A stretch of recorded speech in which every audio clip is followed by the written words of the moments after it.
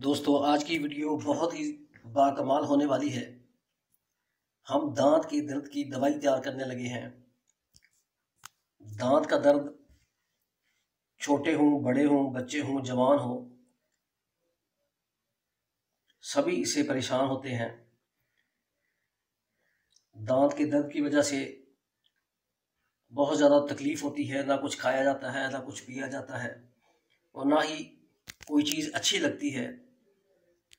हमेशा सर चकराने लग जाता है, सर में मुसलसल दर्द रहता है। दांत में अगर तकलीफ़ हो तो कोई चीज़ भी इंसान को अच्छी नहीं लगती।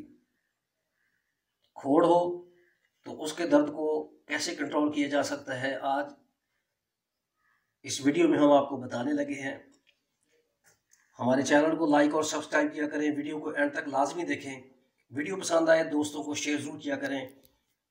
तो दोस्तों, ये दो चीज़ें हैं जो हर वक्त हमारे घर में मौजूद होती है। इन दो चीज़ों को मिक्स करके हम आज दांत के दर्द की दवाई तैयार करने लगे हैं।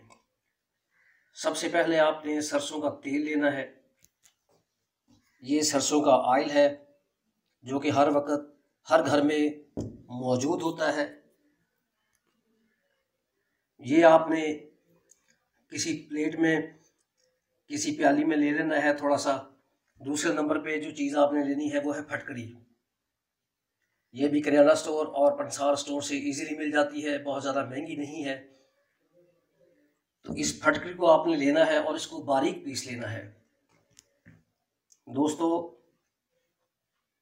ठंडे ऑयल में आपने इसको मिक्स नहीं करना क्योंकि फटकरी जल्दी हल नहीं होती।